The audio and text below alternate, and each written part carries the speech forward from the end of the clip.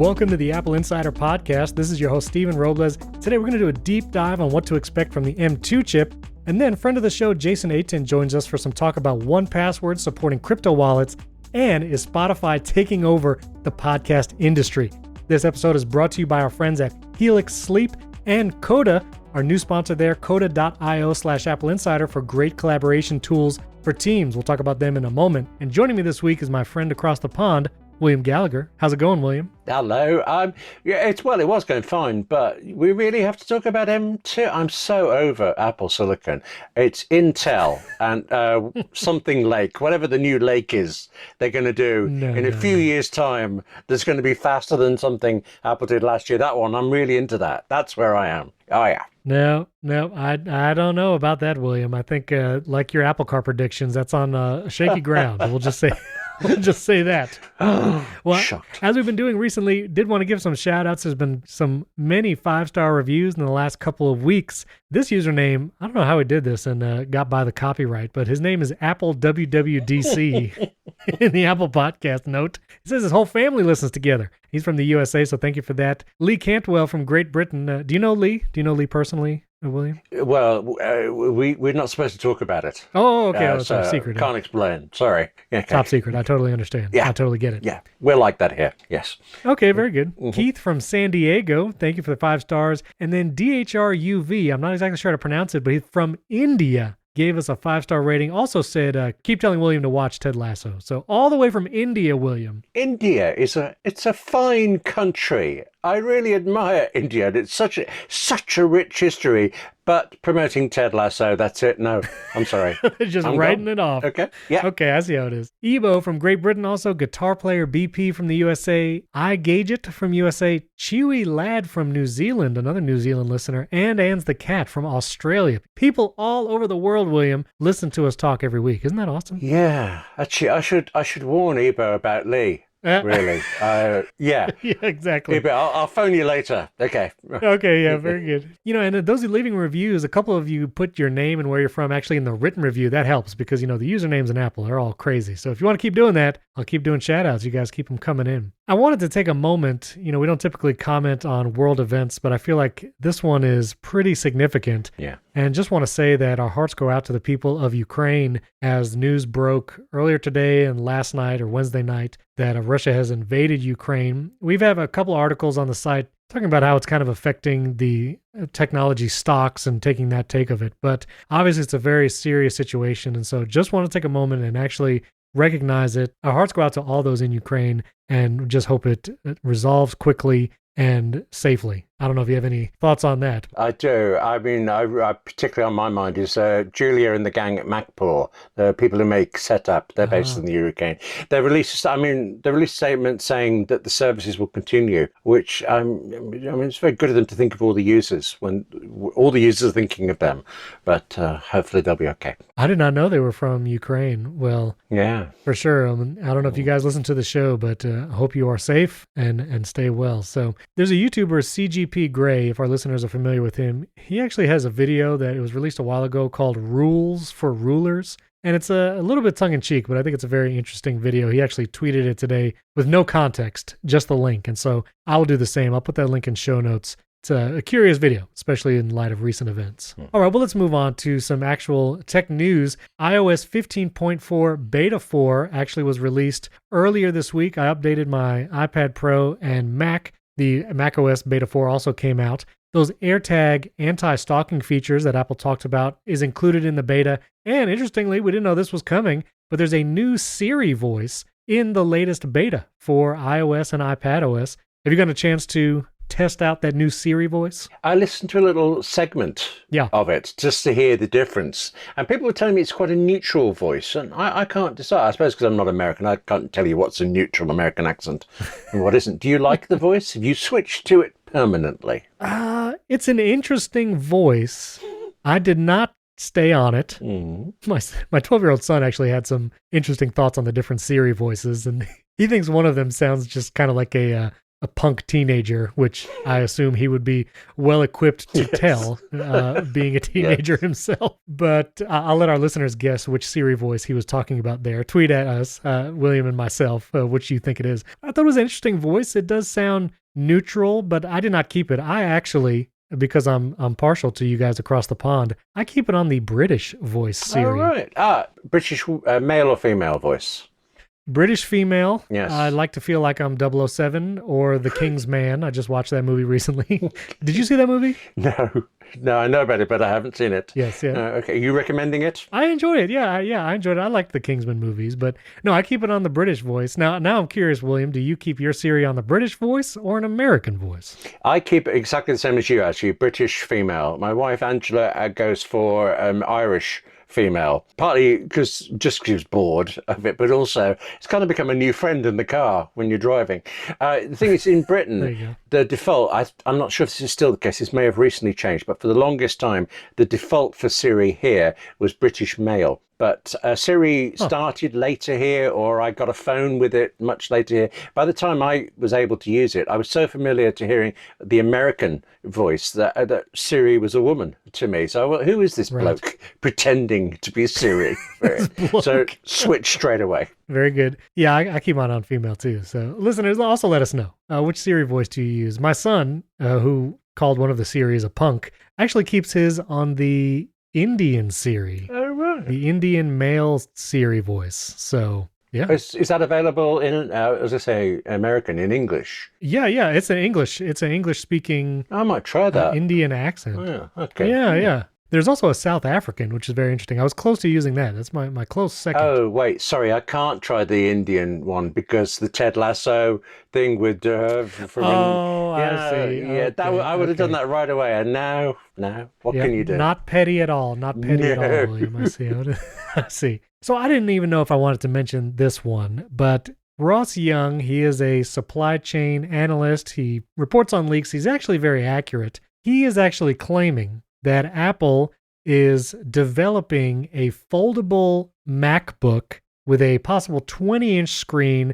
This would be coming in the future, like multiple years into the future, but that would be a folding screen MacBook. You know, I saw this rumor. I wanted to mention it because it's kind of, I think, the first time we're hearing about something like this, maybe from a credible source like Ross Young, but I don't know, William. I don't know if I have any desire to have a folded screen MacBook. I really like my MacBook Pro, especially the new one. Well, actually, just the second you said that, I suddenly thought, I've been using universal control in the beta stuff. So I put my iPad next to my MacBook. So I open the MacBook, so that's one direction of fold. And then I kind of spread out the other one. Am I, in a way, getting like a nebulous version, a nascent version of folding already? And all that would be is Apple joining the bits together some more. True. Although, if this folded MacBook means virtual keyboard, I don't think I'm about that. I like my physical Magic Keyboard.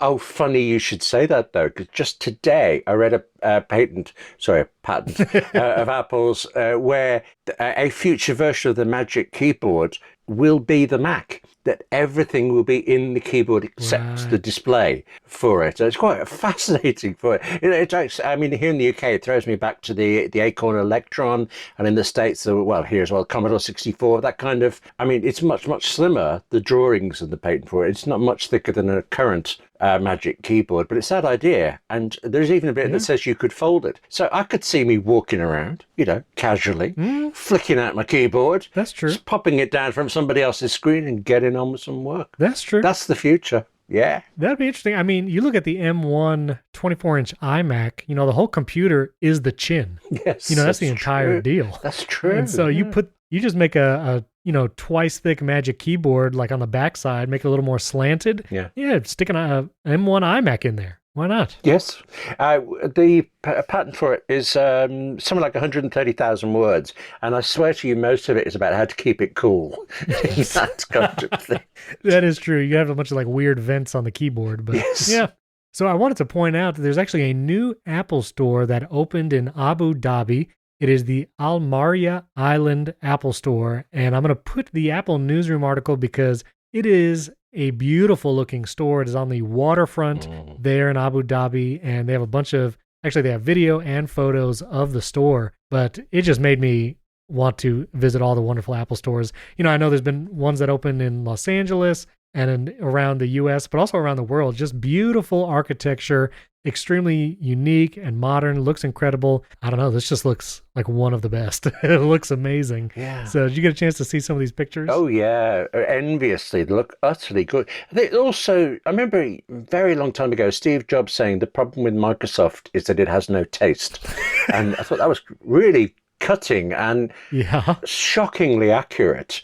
And one of the things about design, you're saying about how good they are exceptional and beautiful, but they also fit perfectly wherever they are. Yeah. I mean, the local store to me, it's one of those where they've kept an original building and converted it. And I think they're one of the fewest changes they've made compared to others.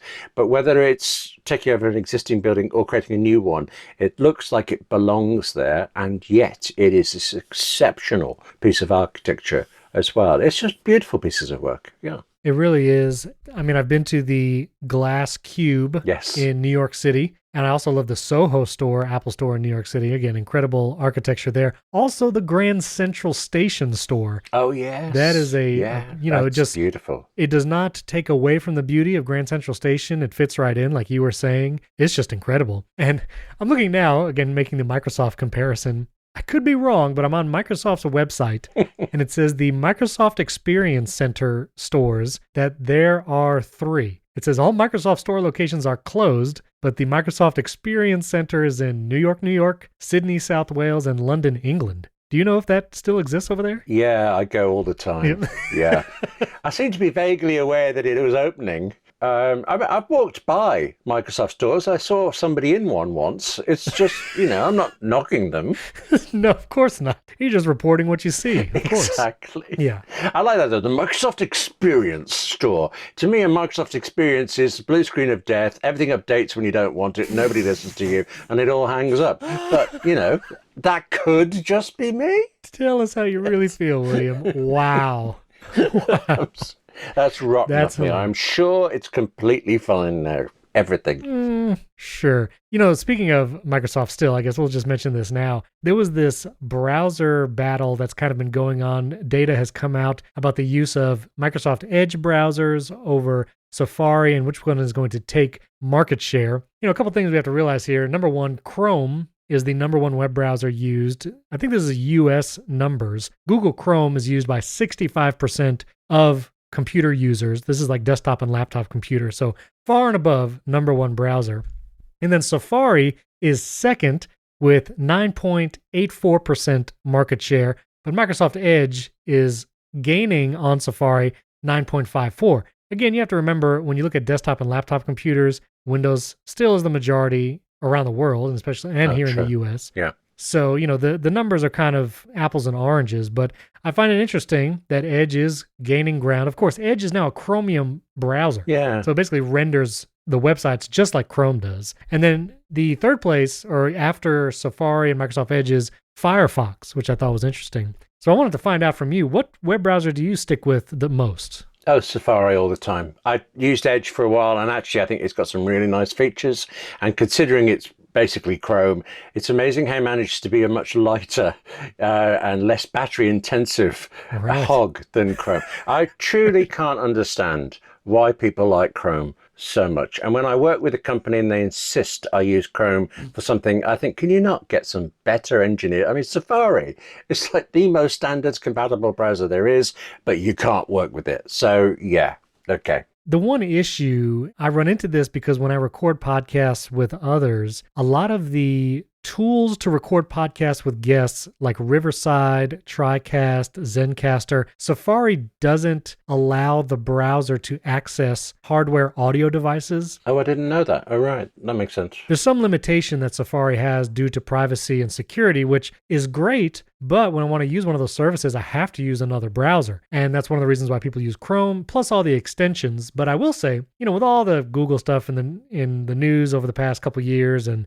I stopped using Google Chrome and I started using the Brave web browser, which a lot of listeners recommend. I do enjoy the Brave web browser. You can actually use any Chrome extension with the Brave web browser, which that was another thing. I have some for web development with Squarespace that I use extension-wise, and Brave is able to utilize all those extensions, and you can do all those audio tools like podcast recording stuff in the Brave web browser. I've totally gone Safari and Brave when necessary, but I try to stay in Safari mostly. Have you tried Brave? No, actually, now you've said it, I seem to remember being told about it, but I've not tried it. So I know what I was thinking when you said that. Brave does all Chrome extensions. Safari was supposedly opening up to Chrome extensions. Do we know how well that's gone? I believe not, because I know I can't get my Chrome extensions in Safari. But the extension ecosystem is definitely growing in Safari, so that's good.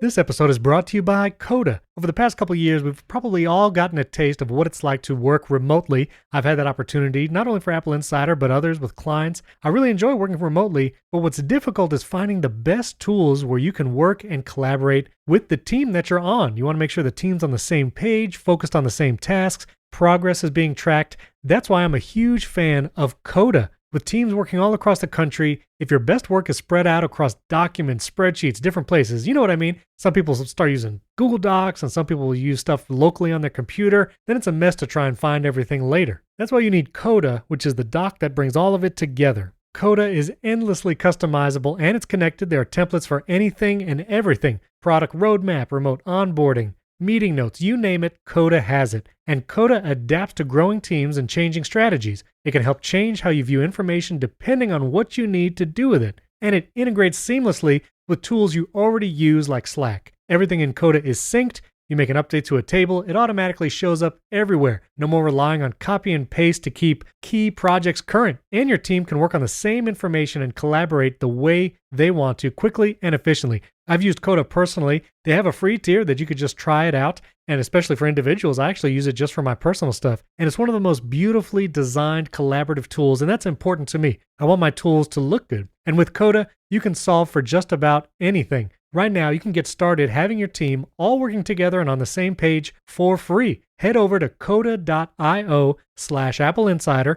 That's coda.io/AppleInsider to get started for free. Coda.io/AppleInsider, and the link is in the show notes. Check it out for free. Our thanks to Coda for sponsoring this episode.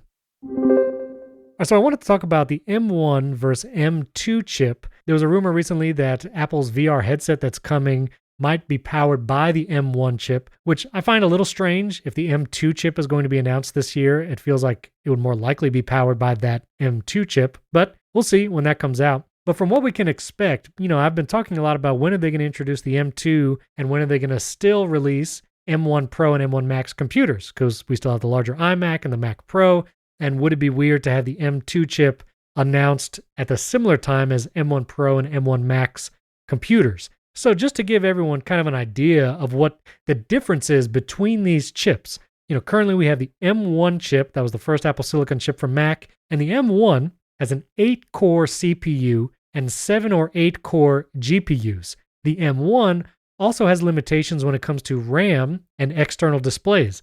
You can have one external display with the M1 chip and up to 16 gigabytes of RAM. And so that's the M1 chip. The M1 Pro and M1 Max has more CPU cores, actually has 10 core instead of 8, and depending on which M1 Pro, M1 Max model you can get up to 32 GPU cores for graphics processing. That's 32 over the max of 8 from the M1. When Apple announces the M2 chip, it's probably still going to have some of those limitations as far as one external display and 16 gigabytes of RAM, and the rumors say it'll be clocked higher, so it'll be slightly faster. Of course, Apple's not going to advertise those kinds of clock speeds. They'll talk about how much faster it is over the M1 or over whatever Intel chips. It's probably going to retain a similar CPU count of 8 cores and possibly increase the GPU cores from 7 and 8 to 9 and 10, but it will still not match the cores that you get from the M1 Pro and the M1 Max chips. So that would be some of the difference, and why even if an M2 is announced next month, let's say at the March 8th event, that there are still many more features in the M1 Pro and M1 Max chips, not only more RAM, more external displays, higher core counts, but the M1 Pro and Max also have an Apple-designed media engine that helps with video rendering and processing while maintaining battery life. I noticed that on my M1 Pro, MacBook Pro, when I export videos in Final Cut. You can really use the computer and you don't even notice something's rendering in the background. Yeah. That's thanks to that background media engine. So hopefully that kind of shows some of the differences between the M1 and M2 line, which is like the lower end consumer line of Mac chips, and the M1 Pro and M1 Max. Higher core count, more RAM, more external displays. That's the biggest difference. Am I missing anything there, William? I got a bit lost in specifications, actually. I know. I was stumbling over my words. No, it's just, let's just skip it all. Forget it. What? I looked it up, and I've forgotten it again. What's the latest Lake thing? Arrow Lake, that's it. The Arrow Lake S. No one believes what you're saying, William. No one believes that you want an Intel chip. Okay. I mean, bottom line, M1 Pro and M1 Max has more cores, CPU, and way more GPU, and you can get more RAM and more external display support. Yeah. That's the Pro line of Apple chips. But apart from that, I mean, what color do they come in? Yes. Answer me the important question. Listen, well, let's hope the iMac Pro actually comes in colors, although, I don't know. I mean, the MacBook Pros that just came out, you have the choice of gray and grayer. That's true. That's it. Yes. I will say, I have a good friend, Nate Baranowski. He is a chalk artist, 3D chalk artist. His work was actually retweeted by Lin-Manuel Miranda. He did an Encanto. Yeah. And a 3D Encanto drawing in Disney. He's been in Disney the past several weeks. His tweet kind of blew up because Lin-Manuel Miranda retweeted. Very cool. But he recently upgraded from the iPhone 7 to the 13 Pro, which was a massive upgrade. I was so glad he did that. And he just bought a new 24-inch iMac, 1 terabyte, 16 gigs of RAM, and blue. He got the blue iMac, your favorite color, William, and so I'm very excited for him to try that out. Good. Yeah. Excellent. And he delivered it overnight. They're in stock now, apparently. Some of the configurations of that 24-inch iMac you can get right away now, which I thought was pretty cool. Wow. Yeah. Okay, I wanted to mention battery health. Battery health on your iPhone and your mobile devices and your MacBook. You know, we talked about how the MacBook and actual iPhone and iPad devices do better at managing how quickly it charges, staying at 80% until like the morning time to reduce the amount of time it's sitting at 100%, which reduces battery capacity over time. And there was a tip article from Andrew. I'll put the link in show notes. But basically, to help your batteries last the longest, a couple things you can do. Avoid heat. Try not to keep your devices in really hot areas. In Florida, that's basically impossible, but I try. I keep them in the fridge. And then, no, I don't. Number two, you actually don't want to make it go all the way to zero. You know, back in the day, rechargeable batteries had to go down to like 0% because they had like a memory and you had to make sure they knew like how much capacity they have. That's not true anymore. All the batteries in your Apple devices, you can charge them when they're at 80%, 70%, get them back up to 100. You don't have to get close to zero. It's better if you don't let them empty out all the way. And also, you don't want to leave them plugged in at 100% for a very long time, although the devices manage that better now. So just a couple tips on managing your battery health. Do you do anything, William, to manage your battery health? You put your stuff in the fridge? No.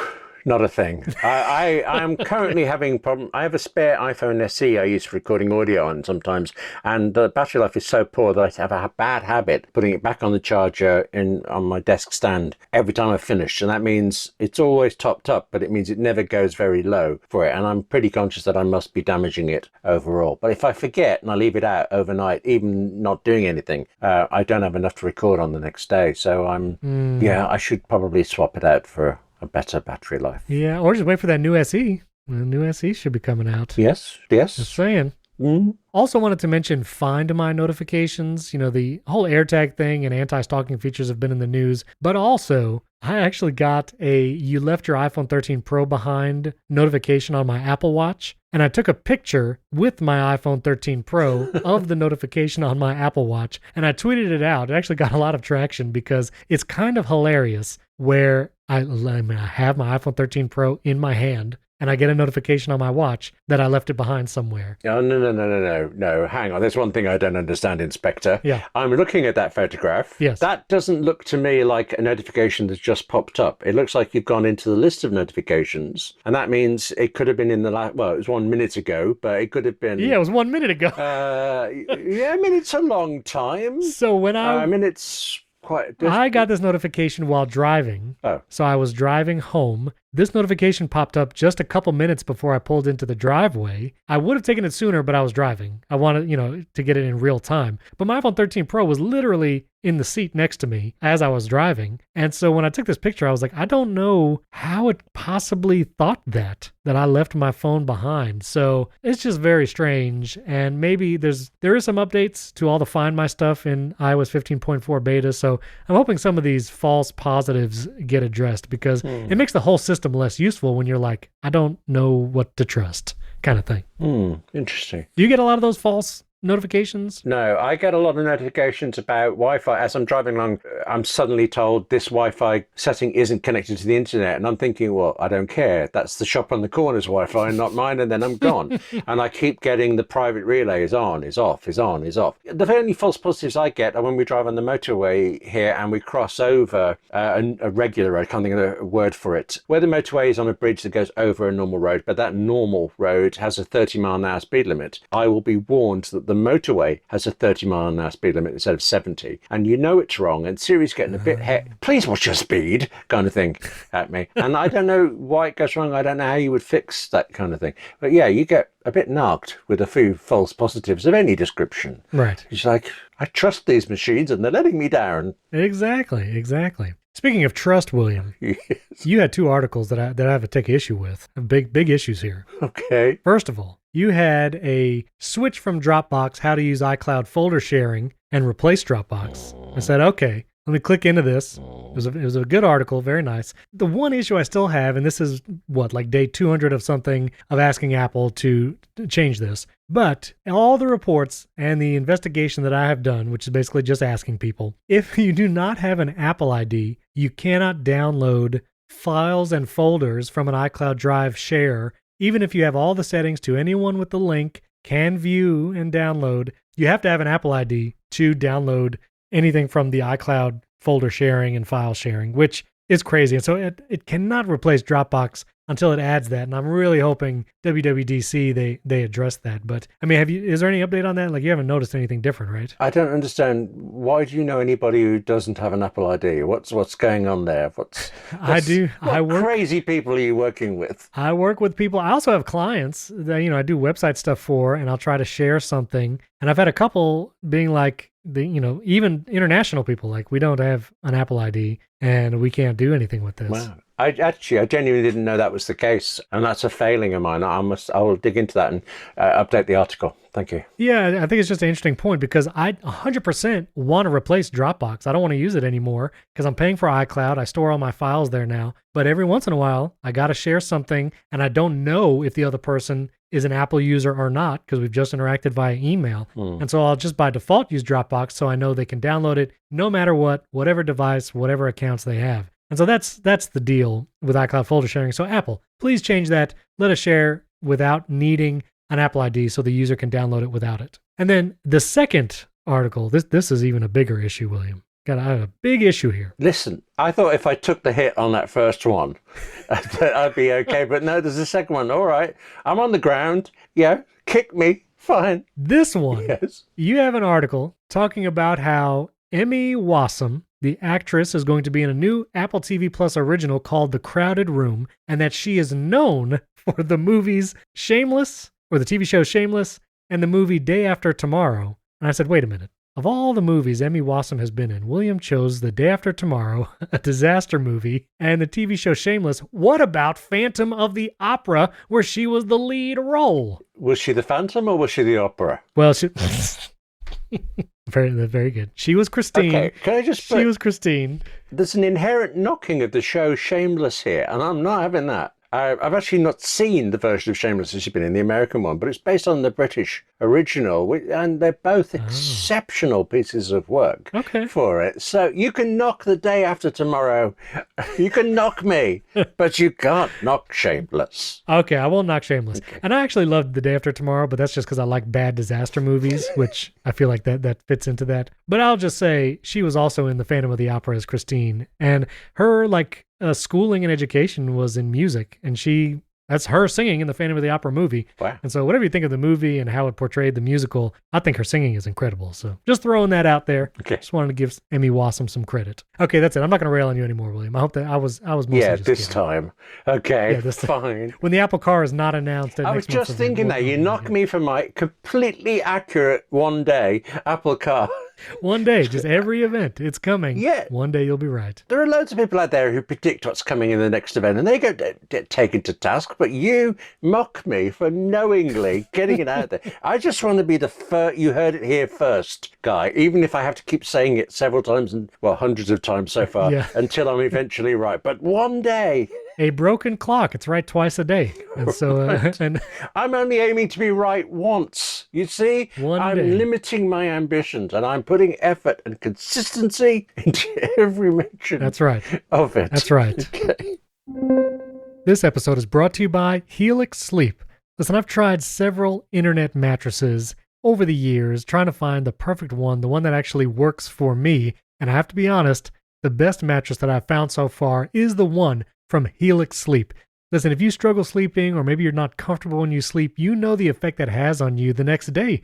It's hard to get going, you're tired, and you need a good night's rest to make sure you want to get done what you need to get done. Well, Helix Sleep has the mattress for you. What I love about Helix Sleep is you take a quiz, it just takes just under 2 minutes to complete, and it matches your body type and sleep preferences to the mattress that's perfect for you. Everybody's unique, Helix knows that. So they have several different mattress models to choose from. Soft, medium, and firm mattresses. Mattresses great for cooling you down if you sleep hot, and even a Helix Plus mattress. I took the Helix quiz. I'm actually a side sleeper. I like kind of that medium firmness. And after the quiz, it matched me with the Helix Plus size. I've had that mattress for almost 2 years now, and I still love how comfortable that mattress is. So if you're looking for a mattress, take the quiz, order the mattress that you're matched to, and the mattress comes right to your door, shipped for free. You don't ever need to go to a mattress store again. Helix is awesome, but you don't need to take my word for it. Helix was awarded the #1 best overall mattress pick of 2020 by GQ and Wired Magazine. So just go to helixsleep.com/AppleInsider, take their 2-minute sleep quiz, and they'll match you to a customized mattress that will give you the best sleep of your life. And they have a 10-year warranty, and you get to try it out for 100 nights, risk-free. They'll even pick it up for you if you don't love it, but I know you will. Helix is offering $200 off all mattress orders and 2 free pillows for our listeners when you go to helixsleep.com/AppleInsider. That's helixsleep.com/AppleInsider. There's a link in the episode description. You can just click it there. Our thanks to Helix Sleep for sponsoring this episode. All right, well, friend of the show, Jason Aten, has now joined us to talk about some crypto stuff and 1Password and maybe some podcast stuff we'll get into in a moment. But news broke that 1Password announced it will be supporting Phantom Wallet, which is a cryptocurrency and NFT wallet. Users will be able to save their account, password, secret recovery passphrase, and the wallet address. And if you've ever tried to do crypto, you know there's a bunch of long strings of things involved with all this like wallet stuff. And so this will work in the Solana blockchain. I don't even know the words I'm saying right now, but that's the one it will work with. And so a bunch of people kind of got upset and were like, man, 1Password is now supporting crypto and NFTs. And this was after news where, 1Password has kind of been like, is it getting too big business and corporate-y and going into areas that make it maybe less secure, which there's been no reports of that it's less secure, but that's just kind of the general feeling. I don't know. Jason, did you have any thoughts about this when the news broke? Yeah, there's 2 things probably that happened here at the kind of near each other that people are putting together. The first was, as you mentioned, that 1Password is adding these features, and they kind of come after last month they closed a $650 million round of funding, which I think was the largest of any startup in Canadian history, valuing them around $7 billion. This happens a lot. Like we've seen this with Dropbox. We've seen this with Canva, where a company that starts out as like a consumer-focused thing, then moves on to small businesses, then they start taking a bunch of money and they move into the enterprise space. And the people who were with them at the beginning are like, you're adding features that like don't actually help me, that I don't care about. Did you lose sight of us?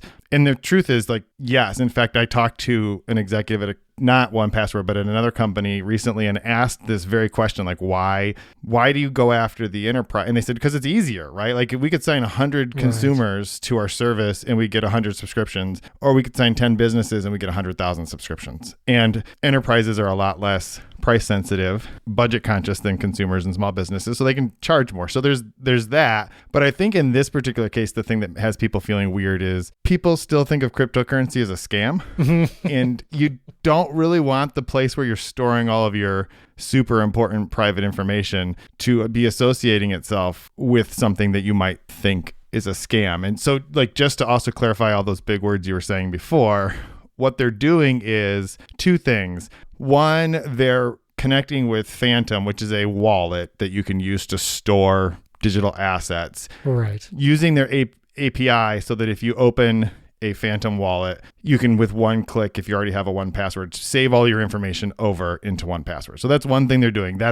Phantom is a wallet that works on the Solana blockchain. So there's those big words. Then the other piece of it that they're doing is they've actually just added it so that anyone can now go in. If you're in 1Password and you use it, you have different categories of information. You have logins, bank accounts, credit cards. Now there will be one for crypto wallets. And basically all they did was add fields. Right. Because you could already store your information in there. You could just use a secure note and type all the weird letters and numbers and stuff. They're kind of trying to make it less friction for people who might be using crypto to put all that information into 1Password. But again, if you've just been using 1Password for all this time, you kind of see this as a bad sign, right? Like even in the blog post with 1Password, they said this is the first of many partnerships that we've been working on in the cryptocurrency space. Yeah. Doesn't really exude confidence for someone who's like, really? That's a scam. Right. And so a good parallel, William and I were just talking about using iCloud Drive and folder sharing instead of Dropbox. And this was kind of the path that Dropbox took. Dropbox started adding all these features for enterprise because that's where the money is. They even do password storing now in Dropbox. They have like collaborative features like Dropbox Paper. And it just becomes kind of a bloated mess when it's doing all these different things. And it feels like 1Password is going that direction. Now, I'm not going to say that security is compromised because they're adding these things. Again, it's really just different fields that they're supporting. It's just kind of built in now as a different category. But for me, I'm really hoping that iCloud Keychain gets a little better because once it has a couple more things like password sharing amongst your iCloud family, I'm probably going to switch. One, because it's free, built into all the Apple devices. The two-factor thing has been working really well. And I just don't have to worry about privacy and security at all. Now, William, you're a 1Password user also, am I right? Yes, absolutely. A long time user. Yeah, same. So does this make you hesitant or nervous at all to keep using 1Password? Maybe you're going to start looking at iCloud Keychain more? Well, no. I take this point, Jason, that thing you said about that people see crypto as a scam. I know I used to, and I've certainly not bought any. I've not gone into it, but I've talked to people who've convinced me that there are certain values to it. Let's put it that way. And I remember I interviewed somebody at 1Password ages ago when they first did that round of the first big investment, and they were explaining they were concerned about consumers' worries, but it let them fund certain things. Everything you said actually about that brought in more money quickly, was able to help them do certain things. And it all made sense, and I came away trusting them as much as before. So when I heard this, my first thought was, couldn't you already store stuff in? Yeah, this thing of secure documents and things. But then I realized, so it's just new headings in there. I don't see any conflict between it and my bank account details. They're just stored securely in there, and I trust them. But I am also aware that I get very confused these days of whether it's Safari or 1Password that's entering my password for me. Yeah. And if I could just smooth it out into one, I think I would probably go that way. And the odds are that means it's going to be the Mac and Apple's one eventually because it's on all devices at all times. Right. But this is not a criticism of 1Password. I remain a fan here. Jason, what do you think? I mean, are you a 1Password user, and does this make you think twice at all? So I am a 1Password user, and like William mentioned, I also have a bunch of things stored in the Apple's keychain. And so in Safari, I'll open something up, and there's like this competition between which pop-up happens first and to who gets to type my password. I'm like, you guys are way too excited about my passwords. Just chill. It's going to be fine. But I'm glad somebody's excited because I don't remember any of them. So that's good. But in one response to what William was saying, I think the this is like one step, which I think you're right, in and of itself is really not a big deal. And we really don't know what step 2 might look like. But I think that it's fair for people who might be a little bit queasy about this, like which direction are you headed? Because it's one thing for a product that you use to expand so that it can better accommodate teams. Like, because actually that's one of the benefits of 1Password. It makes it super easy to share with a family. It's the same stuff that makes it easy to share with a company. So that's fine where we're at right now, but where does it go next? Which is, I think, what people are a little anxious about, because a lot of things in the crypto space end up getting very, not only complex, but they just have this strange feeling about them right now. People are just generally sort of put off by that. And it's kind of like, I don't even want you to go over there. However, there is an actual practical thing that I think is worth people's concern. Any password manager, it's only useful to you if, right, the bad guys can't get your passwords. And 1Password, to my knowledge, has done a very good job of that so far. So I have no critique on that. Right. The thing is, once it becomes known that you're storing all of this crypto information, which you're absolutely right, you could have been doing before. However, you shouldn't. You shouldn't be storing any of those secret keys on any digital thing anywhere, because it's much safer on a piece of paper in a safe somewhere. Okay. So once it becomes obvious that that information is being stored in there, especially now that they're building an API into people's wallets, it's going to become a much, much, much bigger target on a scale that I really hope that the people at 1Password are ready for. Right. Because it's one thing to be able to log into my vault and get my bank account password. And that's great. If you want to log in and check my balance, it's going to be just as depressing for you as it is for me. That's fine. But you can't do anything with that information, right? Like, you can't take the money out of my bank account just because you can log into it. If you get my credit card information, that's different. But that's completely different than when you are able to get in someone's private key or their seed phrase, and now you have full access to their wallet, and it's irreversible. There's nothing you can do about it. So I do think that it's going to make it a bigger target. Like, it's kind of one of those we'll see what happens kind of things, but I almost feel like a lot of people wish that they just didn't go down that road at all. And I think the bigger target point is a good one, because when you look at Apple, they've been a huge target for years. You know, really since the iPhone became so ubiquitous, especially here in the United States, but its popularity, Apple has been working on the security and privacy for all those years. And so they are, I think, well equipped, not to mention they're the richest company in the world, to deal with any kind of security thing that might come up. And while the 1Password team has been great, it's obviously not the scale of Apple. And like you're saying, not inviting, but doing things that will tempt and make hackers more inclined to try and break in is a risk. Like, it's just an inherent risk as you expand into this stuff. But I guess my general feeling is I liked 1Password when it was really a single purpose tool. Save the password, secure notes and numbers. Let me share that with people I trust. And that was it. And while this is still kind of the same thing, I think these plays into other areas is telling. And like you said, they said in their blog post, they're going to be looking at other partnerships in the future. I don't know, it just makes me a little like side eye at what they're doing. That's all. Yeah, and I think the problem would be solved if, like you said, Apple would just make a standalone passwords app on the Mac and on iOS, and it would solve a lot of the problems because right now it's great. But where do you even go to, like, I was looking to figure out how you could import your passwords, because you could export all that stuff from 1Password, which is fantastic. Yep. I'm actually working on a piece that'll explain, like, here's some of the alternatives and here's how you could get your information into that. But if you go into on your Mac, like, where would you import them, right? Now, the answer is you go into system preferences, passwords, and there's an ability to do that. But if all you ever do is use it in Safari or the keychain, like, it's very confusing. It would be nice if there was just one app. Absolutely. One app to rule them all, at least the iCloud keychain. So Apple, if you're listening, build the standalone app. We want it.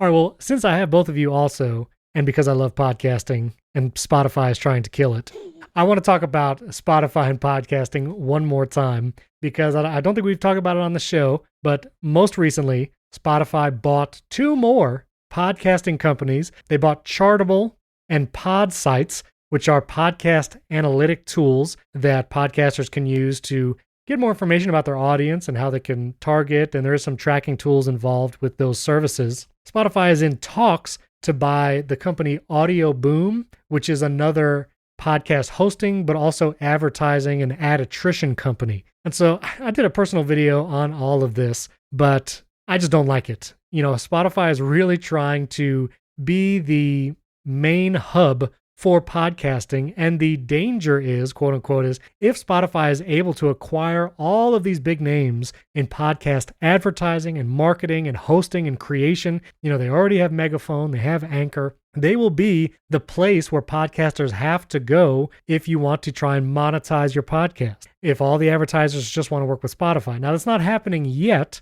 but as they acquire more and more of these companies, Spotify will have the data with companies like Chartable and Podsites. They'll have the metrics on podcasting. They can offer that to podcasters. Also, Spotify is not being super open, like the exclusive shows, not only the Joe Rogan Experience, but also Caller Daddy and Dax Shepard. And those podcasts are no longer based on the open standards that podcasting has been over the past 15 years. RSS feeds, you can't even put an RSS feed show directly in the Spotify app. There's no place to copy and paste an RSS feed URL to add a show directly into Spotify so you can listen to it. So if you are a listener on Spotify of the Apple Insider show, if you want to support us on Patreon, you actually can't listen in the Spotify app because you have to take that RSS feed from Patreon, and Spotify does not give you any ability to add shows just via RSS. And so I had some thoughts about what Apple could do to start competing with Spotify. But William, let me start with you. Do you have any feelings about this whole Spotify takeover of the podcast industry? I think Apple, they did it to sell iPods, but they created an entire medium, and it was free and it was great and it was wide open. And back in the day, I used to code by hand the podcast settings for it. It was a great way to get out to things. And I like that there's more competition, but people cropping off corners of it. It's I think it's ultimately defeating. It's like network television is eating itself to pieces now rather than trying to be any good at anything. And Spotify is trying to buy rather than create. And ultimately, podcasts have lost a bit of luster in recent years. I think that what's interesting is that if you zoom out just a little bit and look at Spotify, what's interesting in its move to really sort of take over podcasts is what Spotify really is a audience. They have a massive user base.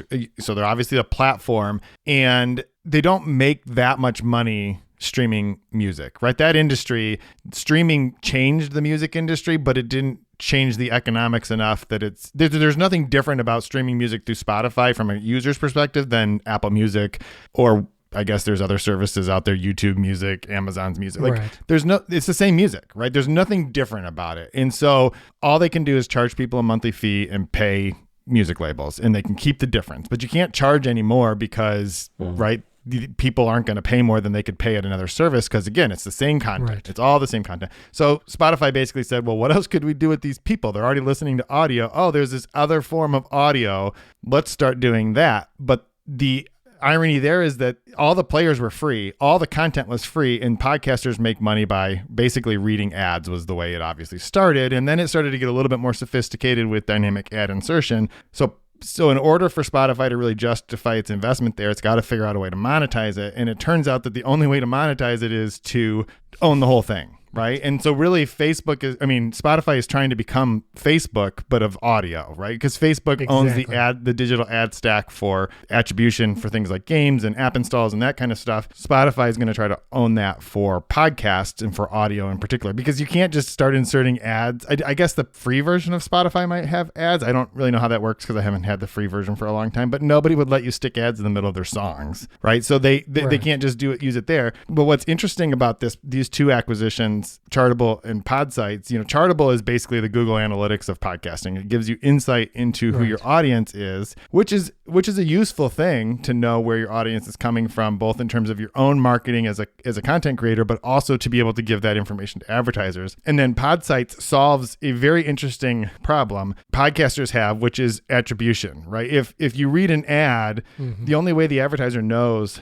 that ad has a return is if you use a promo code or a vanity URL, right? Such and such website / AppleInsider. Yep. And they can make a guess that like maybe these people must have listened to the podcast and they came here, but there's a lot of leakage there. Right. So Podsites it captures information like your IP address, your device. It tries to fingerprint you basically. And then the advertisers use a pixel similar to the Facebook pixel on their website that then sees the same information and tries to match those two things. So really what they try to do do is give an advertiser a attribution. Like, you paid for this ad, here's what your return was. Right. Here's the interesting thing. It doesn't just work for podcasts. And if you think about what Apple has done with the app tracking transparency, this is the direction that all advertising is headed. And if you don't think that Spotify wants to be a player in that, then you're fooling yourself. And I think that the fact that that's true is not great for podcasts. Or you said you had some thoughts about what Apple could do. The answer is anything. Just do something. Right. They have ceded the entire thing to Spotify because they are simply not competing at all in any meaningful way.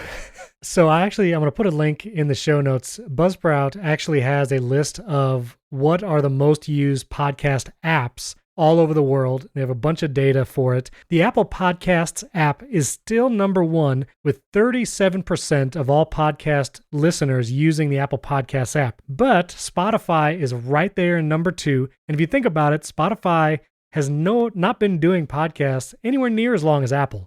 You know, the Apple Podcasts app is, I think, 2014 or even 2012. Like, it's been around a while. Spotify just added podcasts in the last 3 or 4 years. So they're at 28%. And then every other app is in the single digits. Like, Google Podcasts is 2%. And then Overcast is 1%. Pocket Casts, my favorite, which is heartbreaking, is 0.7% of listeners use Pocket Casts.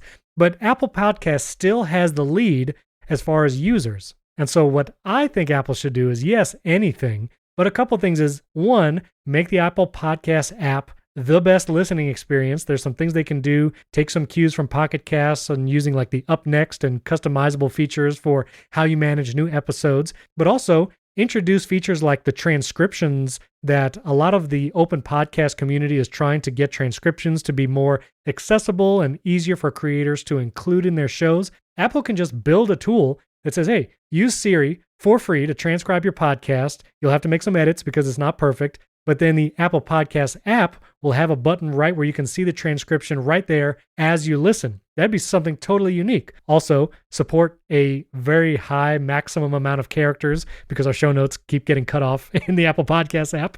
So do things like that.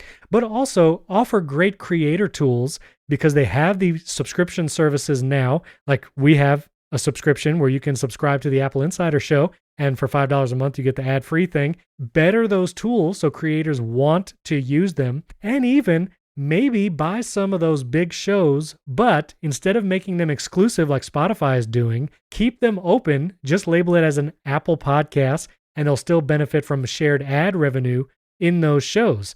Mutually beneficial, it can still be open, they can still keep those shows as RSS, and which Apple has done. Apple has original podcasts like The Line and their Foundations podcast, and those are still open RSS feeds. You can just put that RSS feed wherever you want.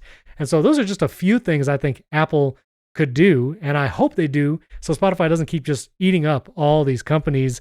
And I just don't want Spotify to be the one place podcasters have to go for ad tracking, ad attrition, and monetization. Like, that would not be a good ecosystem. Yeah, and I just was going to quickly say that the other thing Apple probably needs to do is, you talked about creator tools, but it's going to have to offer alternatives to these types of tools, because right now, Spotify, especially with the recent things that Spotify has purchased, and it goes back to when they bought Megaphone, right? Anybody can host a show on Megaphone, right? And you can listen to it in any app, right? But Spotify owns Megaphone, and now they're owning all of the pieces of the stack, which means it no longer is going to matter what show you listen to, because we pay a lot of attention to Spotify's exclusive shows. That was just to get an audience to start using the app. I'm not convinced Spotify cares that much. I mean, they do make ads from those, but the point was they just needed the mass of people to, they needed scale so that they could start getting advertisers. Because what's going to happen is now advertisers are going to be like, well, no, if you're not using these tools, we can't confirm the return on this investment. Right. There's no way for us to attribute these customers to the ads that we paid you for. So Spotify is going to monetize the entire stack, whether you're using their app or not. That's where Apple's going to have to come in and offer alternatives, because if you listen to your favorite podcast, even if you're using Pocket Casts, if it's monetized, Spotify is going to be taking a cut of that. Right. And there's not going to be any way around it. And what it will do, Ben Thompson had a really good piece on this in his Stratechery, and he talked about how it's going to be good for the entire industry because there will be more monetization, which means there's more opportunities for creators, but it's only going to be better for creators who can afford or are sophisticated enough to use all of these tools. And you're going to see a widening of most of the money is going to go towards the really big shows that have all of the tech behind them so they can verify the ad spend, and people who just want to create a podcast, is actually going to get harder for them to make any money. And I think that's a very bad thing. Exactly. Yes. And that is my highest concern. I would like to say something positive, though. So I've worked a lot in radio here in the UK, and from out here, the perspective about American radio is that it's been a tragic decline over decades. Such a rich, vibrant radio landscape has homogenized into a few players controlling stations that have all gone to top 10, not even top 40 music. And the loss, radio in the States, PBS still gets by, but other than that, there's very little on there. And all of the content that it used to be made, and is still to an extent made here in the UK, is now what is listened to on podcasts, and people are fighting over it. Spotify's paying a lot for this material. It's kind of validating the worth of some great material. So podcasts are great. I don't want it to go the same way and homogenize and shut down and become corporate the way radio has. Exactly. And, people make the argument that there are other media that has this kind of exclusivity. You look at a show that's on HBO Max, you have to watch it in HBO. And if something's on Apple TV Plus, you have to watch it in the Apple TV Plus app. The beautiful thing about podcasts is it's never been that way. And it's somehow still become so popular. There's still been lots of opportunities for monetization, for paid subscribers to support their creators in whatever app they want to use. And that's just what I love about podcasting, is that open nature while still being a successful industry. And I just hope it stays that way. I don't want to see it close down like we do other media mediums. That's why I think Spotify just needs some heavy competition, and I think Apple is the one to do it. Although we should revisit this topic if Spotify wants to offer us $200 million each to do anything. Everybody's got a price, William. I mean, $200 million. If it's like a year, I'll do a year, 2-year deal. I don't know about that. Is more than I earn in a week, to be fair. So, yep. yes, same. yeah. I can't speak for Jason. But I might go exclusive for that. I don't even have a podcast anymore, and I'd go exclusive for that. I'd come up with something. I'll do whatever you want exclusively. Yep. Why not? We sounded so righteous 2 minutes ago, and now it's gone. Okay. Not so much. Well, Jason, thanks for joining us for these little conversations. You're going to have an article actually about alternative to password manager apps. And so we'll put a link to Jason's Twitter, and you can see everything that he writes, he tweets on. So check that out. And that'll be in the show notes as well. Anything else you wanted to plug real quick? No, I appreciate you guys having me on here to ruin your afternoon. And it's always fun. William, it was good to meet you for the first time. Yeah. If I would have known that I was going to be on the show, I would not have done the thing that I hate as a writer that people do, which is to send you typos on Twitter. So I apologize for that. I thought you were going to say you would have dressed up to meet me, but no, okay, fine. Thanks, guys. Yes, thank you all. And again, listeners, you can support the show, like we were saying, in Apple Podcasts, $5 a month. You can get an ad-free version and early access, or patreon.com/AppleInsider. Let's leave you if you could leave a 5-star rating and review in Apple Podcasts. We'll give shout outs to everyone who does that. And Twitter handles for Jason, William, and myself are all in the show notes. We'd love to have you reach out as well. Thanks for tuning in. We'll catch you next time.